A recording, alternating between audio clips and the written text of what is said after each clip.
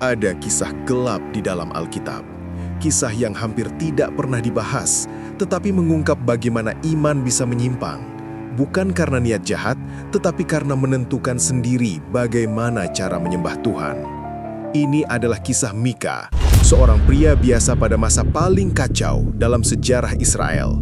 Masa ketika tidak ada raja dan setiap orang berbuat apa yang benar menurut pandangannya sendiri. Semuanya dimulai ketika Mika mencuri 1.100 keping perak dari ibunya. Ibunya marah dan mengutuk pencurinya. Takut, Mika menaku dan mengembalikannya. Tapi yang terjadi bukan pertobatan, melainkan kekacauan. Alih-alih menghukum atau memperbaiki kesalahan, sang ibu berkata, "Aku menguduskan uang ini bagi Tuhan untuk membuat patung bagimu." Dari uang hasil dosa, lahirlah berhala. Mika membangun tempat ibadah pribadi di rumahnya. Patung tuangan, terafim, efod palsu, dan ia mengangkat anaknya sendiri menjadi imam. Ini melanggar Taurat secara terang-terangan, karena hanya Lewi yang boleh menjadi imam, dan hanya di tempat yang ditetapkan Tuhan. Tetapi Mika merasa bangga. Ia berkata, "Sekarang aku tahu Tuhan akan memberkati aku." Niatnya mungkin baik, tapi jalannya salah total.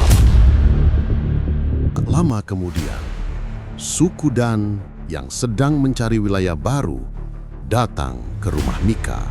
Mereka melihat berhalanya, kuil pribadinya, imamnya, dan mereka mencuri semuanya.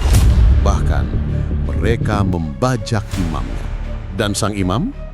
Ia senang sebab ia naik pangkat dari imam rumah tangga menjadi imam suku. Semua orang merasa diberkati. Semua merasa benar, tetapi semuanya menyimpang. Talmud menyebut masa ini sebagai salah satu titik terendah iman Israel. Penyembahan berhala dilakukan atas nama Tuhan, tetapi tanpa ketaatan pada wahyu Allah.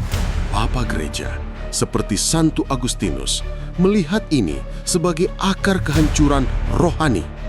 Ketika manusia menentukan sendiri apa yang benar, ini bukan kebebasan, ini adalah kekacauan spiritual. Dan kitab suci menutup kisah itu dengan kalimat pedih. Pada zaman itu, tidak ada raja di Israel.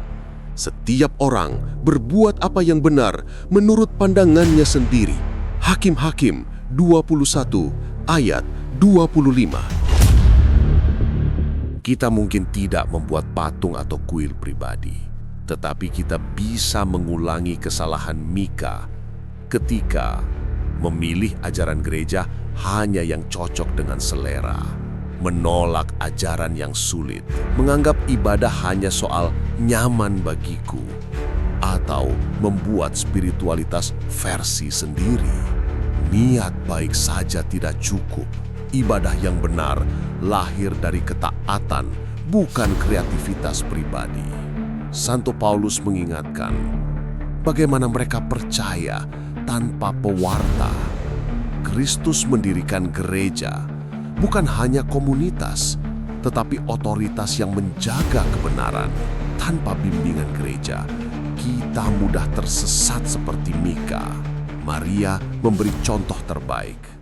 Jadilah padaku menurut perkataanmu, bukan menurut selera, bukan menurut kenyamanan, tetapi menurut kehendak Allah.